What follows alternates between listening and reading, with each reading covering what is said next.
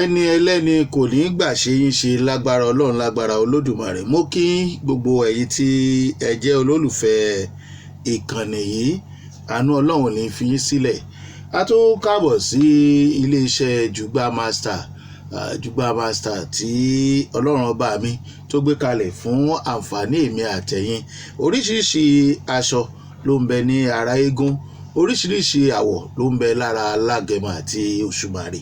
Ọlọ́run ọba mi ló ṣe tiwọn bẹ́ẹ̀, àwa náà kọ́. Ṣéun Agbọ́lá lórúkọ tèmi láti kànnì Jugba Master. Ṣókíṣókí làwọn máa fẹ́ ṣe fídíò tiwa tí ò bá jẹ́ pé ó di kànáńgídá tán pátápátá.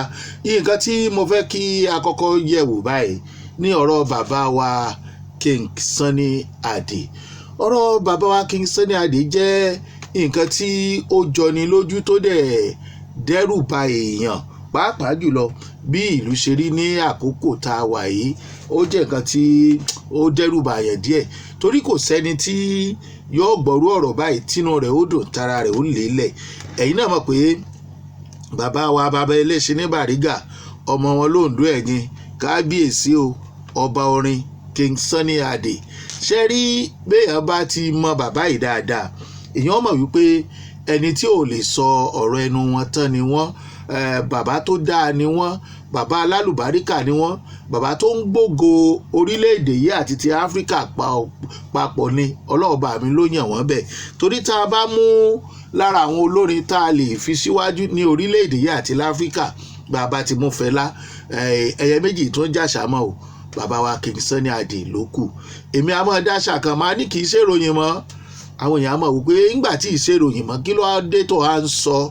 Èmi a máa fẹ́ sọ torí àwọn ẹ̀kọ́ tó wà ńbẹ̀ àtọ́jú tí mo fi wò ó, bóyá ojú kan náà la fi jọ ń wò ni.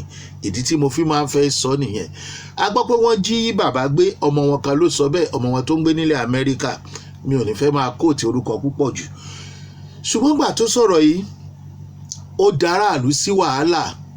Oríṣiríṣi ètò ló ti lọ lórí ẹ̀rọ ayélujára nítorí ìfẹ́ tí wọ́n ní sí bàbá yìí. Ṣùgbọ́n gbà tó yá, bàbá jáde, wọ́n ní wọ́n já wọn gbé o, àwọn nìyí o, àwọn nìyí o. Fúnra ṣé bàbá jáde lóòótọ́ àbí wọn ò jáde? Ṣé bàbá fúnra rẹ̀ ló sọ̀rọ̀ àbí wọ́n pe èèyàn kan kó wá bá wọn sọ?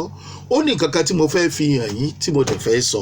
Ẹ jẹ́ ká kọ́kọ́ wo bàbá ká dẹ̀ confam pé àwọn ni wọ́n ń sọ̀rọ̀. Màá gbé kó ń bẹ̀. I'm very, very, very happy to found surrounded.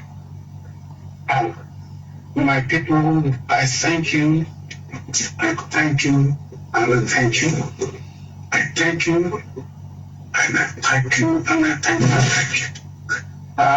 On your army.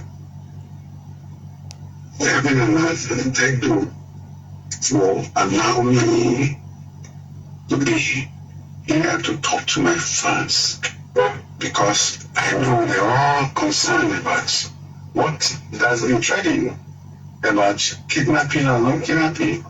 How people kidnap or they don't kidnap, nobody kidnap me. I pray. I don't want anyone to kidnap me. I believe that the whole world is in love with me. This is really King Sunny Adé. Not that I'm love with me, so I really have to thank God. I have to thank you people, my fans, for the policeman. Right now, I've been doing my shows. I'm on my way. I'm moving on my way to the state. I'm a show okay. I'm coming back again to play in Lagos as well.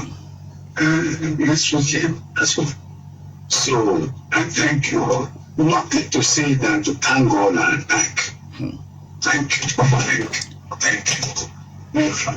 Yes, ibi tí mò ń bọ̀ ní Adé yìí, gbogbo wa ti rí i pé bàbá fúnra wọn ni wọ́n jáde tí wọ́n sọ̀rọ̀ pé wọn ò jí àwọn gbé. Ọkàn àwọn ọmọ Nàìjíríà wà lókè, ọkàn àwọn tí ò sí ní Nàìjíríà wà lókè. Ṣé àwọn tó wá ń gbèròyìn yẹn lórí ayélujára ni kábáwí ni? Ta ni kábáwí? Àbẹ́ni tó sọ ìròyìn náà síta pé wọ́n ń wá bàbá àwọn o. kì í ṣe pé ó ní wọ́n ń wá bàbá àwọn nìkan, ó ní wọ́n ti jí bàbá àwọn gbé. Ok, now ẹ jẹ́ kí n sọ kinní kan gẹ́gẹ́ bí èrò ọkàn tèmi, kò yẹ kó rí bẹ́ẹ̀ o.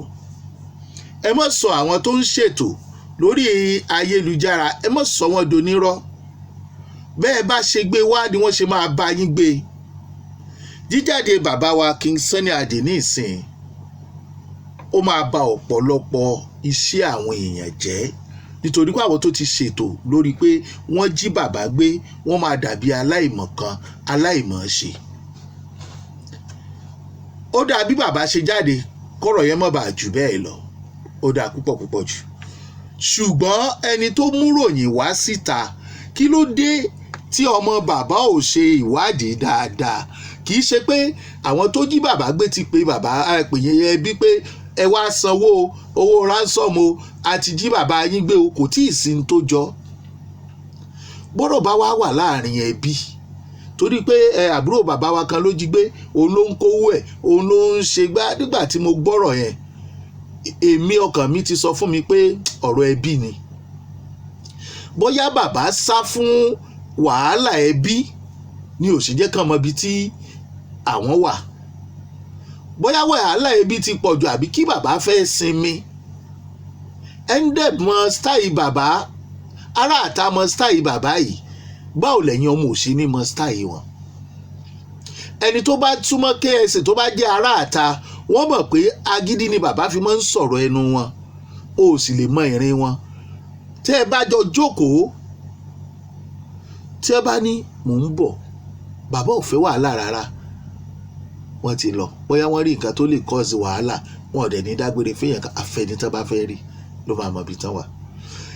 Ìtí mo fẹ́ mú jáde ńbẹ̀ ni pé ṣá fẹ́ sọ pé àwọn ọmọ wọn, pàápàá jùlọ ẹni tó gbéròyìn jáde, kò mélé ni. Àbó sọ kò mọ̀ pé yóò fẹjú láti dẹ́kun bí àbúrò bàbá wọn bó ṣe ń ràgàbò wọ́n tó ń tẹ̀lé àwọn nǹkan tí bàbá bá fẹ́. Ọ̀rọ̀ owó bàbá, ìgbàdà bàbá yìí sọmọ kékeré, ẹ ti kọ́ ọmọ Nàìjíríà lẹ́mìí sókè jù. Àtò fún yín lámọ̀ràn o, King Sunny Adé, ẹ dákun, ẹ tún dákun. Ìgbésí ayé yín ó ti dára, ẹ má sá fáwọn ọmọ yìí mọ́. Ẹ má sá fáwọn ọmọ yìí mọ́ tó bá jẹ́ pé àwọn lè ń sá fún. Tẹ́ ẹ bá fẹ́ sinmi, bóyá kẹ́ ẹ ní nọ́mbà kan tí a jẹ́ family number, ìyẹn tàwọn ọmọ nìkan ni o, tàbí bíi méjì mẹ́ta tẹ́ ẹ bá fẹ́ kó mọ ibi tẹ́ ẹ bá wà. Torí yóò padà sọ àbúrò yín lẹ́nu, yóò padà di wàhálà ní sábúrò yín lọ́rùn. Ọlọ́mọjà rí burúkú, bóyá àbúrò yín ò tiẹ̀ wá mọ́ ibi tẹ́ ẹ wà, tí nǹkan kan bá ṣẹlẹ̀, bí ọ̀rọ̀ yóò sì dẹ̀bi rúre. Ẹ dákun, gbogbo nǹkan tí yóò máa ṣẹlẹ̀ sí láyé ohun rere ni o, òun náà ló ti ṣẹlẹ̀ sí yín bọ̀ tẹ́lẹ̀. Ìtàbúrò fi ṣẹlẹ̀ sí àní rí o. Tó bá dijọ́ míì, ó lè jẹ́ lòmíì ni wọ́n máa sọ̀rọ̀ ẹ̀ fún, kó jẹ́ celebrity, anybody ò ní wo bẹ̀ wá ní ẹjẹ́ á ní sùúrù, ẹjẹ́ àwòrán, bóyá ó sápamọ́ ni, bóyá wàhálà àwọn ló pọ̀ tí wọ́n fi ṣẹni yẹn ní sùtá.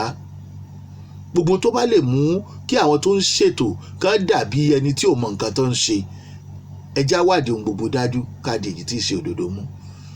Ọmọ bàbá, gbogbo ẹ̀yin ọmọ bàbá, ẹ̀mí bàbá ó gùn fún yín o, yóò gùn fún wa o. Bàbá yìí ṣe ẹni èèyàn kan o, ẹni àgbáyé ni wọ́n o. Ẹ dákun torí Ọlọ́run, bírú ẹ̀ bá tún ṣẹlẹ̀ ńgbà míì, ẹ má jà kóra wa lẹ́mìí sókè mọ́. Ẹ jẹ́ àwádìí ohun gbogbo dájú káàdì èyí tí ì ṣe òdodo mú. Mi ò sọ eléyìí nípa King Sunny Adé nìkan o, torí aburú ò ní ṣẹlẹ̀, kò sì ní ṣẹlẹ̀ sẹ́nì kankan. Ẹ̀yin celebrity wa, ilé ṣe pàtàkì o. Ẹ jẹ́ ká di òpó ilé mú. Kọ́ mọ̀ sọ pé àkínrì tó bá ti lo oṣù kan ọdún kan tó ló máa tó padà wálé. Bí nǹkan kan bá ṣẹlẹ̀, kò sẹ́ni tó máa mọ̀ o. Nàìjíríà le lásìkò yìí, kò dẹ̀ sẹ́ni tó máa fẹ́ rí pé òun ò rí òbí òun tàbí èèyàn òun tó yẹ kó rí tí ò ní pariwo síta náà bákan náà o. Bá a bá bẹ́ràn wí, ẹ̀jẹ̀ á bẹ́ràn wí, ẹ pẹ́ fún wa o. Iléeṣẹ́ Ejugba Master náà lẹ ti ń gbọ́ wa. Ṣeun Agboola lórúkọ tèmi o. Chief Cook wọ́n dànù lè kí wa Aláròyé, ààrẹ àfẹ́dẹ̀ jagun ọ̀rọ̀, bàbá Káráfúyẹ́ tí jẹ́ Ejugba Master, Pastor Skeletie Elele, wòs wòbí.